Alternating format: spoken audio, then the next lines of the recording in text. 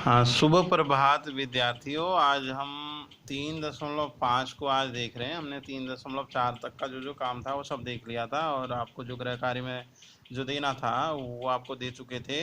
आज 3.5 का आज पहला प्रश्न देख रहे हैं। अद्वितीय हल की स्थिति में उसे आप वज्र गुणन, ये एक विधि है, के द्वारा हल कीजिए। ठीक है, अब पहले देखते हैं अद्वितीय हल है या नहीं है। इसके लिए इक्वेशन दी है x less 3y less 3 equal 0। दूसरी दी है 3x less 3y less 2 equal 0। सबसे पहले तो अद्वितीय हल है या नहीं है देख ले रहे हैं। तो a1/a2 को देखा। a1 किसका गुणांक, इक्वेशन 1 का इसका x गुणांक a1 कहलाता है और इसका a2 कहलाता है। तो a1/a2 का मान आ गया आपका 1/3, क्योंकि इसका गुणांक नहीं है ना कोई यहाँ पर, तो एक मानते हैं। ठीक है बच्चों। अब दूसरा b1/b2 को देखा। b1/b2 हो गया 3/9। ठीक है, और ये भी माइनस और ये भी माइनस। तो इस माइनस से मतलब क्या करा आपका कि इस माइनस को क्रॉस करा। 3 1 जा 3, 3 जा 9, तो ये भी आपका आ गया 1/3। तो a1/a2 इक्वल आपका हो गया आपका b1/b2। ठीक है, अब लास्ट जो गुणांक है c1/c2 को देखते हैं। c1/c2 3/2 हो गया।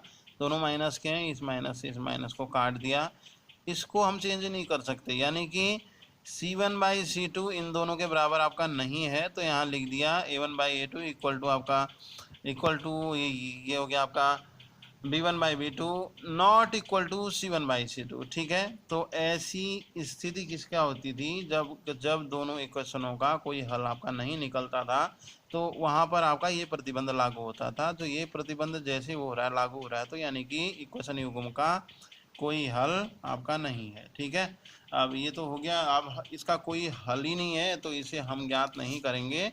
अब दूसरी बात हम देखते हैं, इसी का दूसरा देखते हैं। दूसरा इक्वेशन युग्म आ रहा है 2x plus Y equal to, ये हो गया 5, 3x plus 2y equal to 8। ठीक है, इसमें भी हम a1/a2 और b1/b2 और c1/c2 के गुणांकों की हम चर्चा करेंगे। तो a1/a2 की वैल्यू हो गई 2/3, तो ये 2/3 जो का जो यहाँ लिख दिया। और b1 जो है आपका b2 की वैल्यू हो गई यहाँ 1 है और यहाँ 2 फैक्टर है, तो ये हो गया 1/2 हो गया। और c1/c2 जो इसके हो गए फैक्टर, ये तो ऑलरेडी क्या है, अचर राशियाँ हैं, तो 5/8 यानी कि ये हो गया 5/8। ठीक है, तो इस परिस्थिति में आप ये देख रहे हैं a1/a2 is not equal to आपका b1/b2 है। ठीक है, मीन्स ए के गुणांक तथा बी के गुणांक ये एक बराबर नहीं है।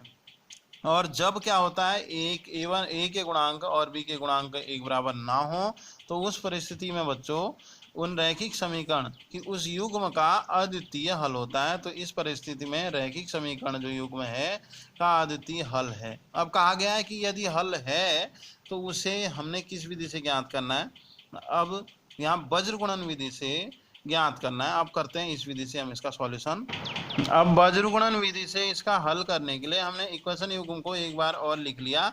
जो इधर 5 और 8 थे उससे हम LHS में ही ले गए और इक्वल हमने 0 कर लिया। मीन्स उसके लिए इक्वेशन का जो रूप है आपका, वो रैखिक समीकरण का रूप ax प्लस आपका by प्लस c इक्वल 0 होना चाहिए। ठीक है, तो सबसे पहले तो इस प्रोसेस को कर लिया हमने। ठीक, इसके बाद क्या करा, यहाँ x लिख दिया एक चर और इक्वल का साइन लगा के यहाँ लिख दिया आपका y और इक्वल का साइन लगा के यहाँ लिख दिया 1 और तीनों के नीचे ये बट्टे का हमने चिन्ह बना दिया साइन। अब क्यों बनाया, इस साइन के नीचे हमने लिखना है आपका इसके जो गुणांक हैं। अब x वाले में आते हैं तो सबसे पहले x के जो गुणांकों को हम क्या कहते हैं, हम ढक देते हैं। ये ढक दिए हमने x के गुणांक।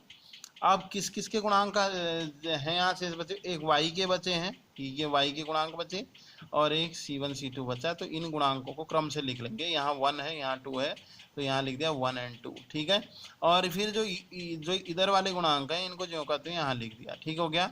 अब दूसरे के नंबर आ रहा है, इसका y का नंबर आ रहा है, तो इसके लिए हम क्या करेंगे, जो x के राइट में जो क्या कहते हैं वो थे आपका, तो इन्हीं गुणांकों, इन संख्याओं को इस y के हम लेफ्ट में लिख देंगे। ठीक है, ये हो गया लेफ्ट में, इन फैक्टर को लिख दिया। अब इस y वाले को हम और ढक देंगे।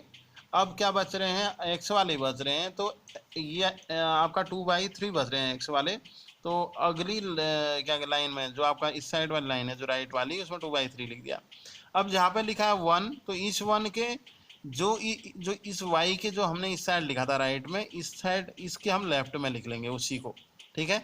अब ये अचर पदों को हम क्या करेंगे, हम ढक देंगे, और शेष क्या बच रहे हैं यहाँ, इसके गुणांक बच रहे हैं आपका 1/2, तो इस 1/2 को लिख लेंगे, ठीक हो गया।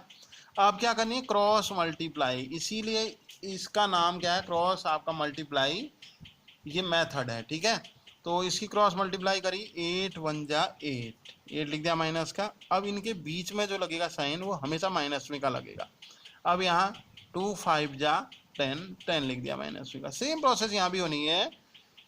5 तियाँ, ये हो गया आपका यहाँ आपका ऋण 15, और 8 दूनी ये ऋण 16, ठीक है। इनके बीच में क्या लगना है आपका, ये आपका चिन्ह लगना है ऋण का, या इसे हम माइनस कहते हैं, ठीक है। अब यही प्रोसेस यहाँ 2 2 जा 4 और लेस 3 1 जा 3। अब जोड़ घटाना कर दिया, जोड़ घटा करके यहाँ x के नीचे क्या आ गया, 2 आ गया प्लस का, इसके नीचे आ गया 1, और इसके नीचे आ गया 1/1। अब एक एक करके इसमें हमने कर दी 1 वाले से, इन दोनों की हमने कर दिया आपका तुलना। तो यहाँ तुलना करी तो x/2 इक्वल टू आपका 1/1, देन यहाँ करी तुलना तो x इक्वल टू 2 आ गया, ठीक है। सेम प्रोसेस इससे करी तुलना। अब यहाँ आ गया आपका, यहाँ क्रॉस मल्टीप्लाई हुई, तो ये हो गया आपका y 1 जा y और 1 1 जा 1। ये आपका, हाँ ये आपका प्लस का था, तो यहाँ भी आपका आ गया, ये यहाँ प्लस का आ गया, तो x बराबर 2 और y बराबर 1 आ गया। ओके बच्चों, इसको आप लिखेंगे और समझेंगे, और इसको आप लाइक और शेयर और सब्सक्राइब भी कर लेंगे। Okay, thanks.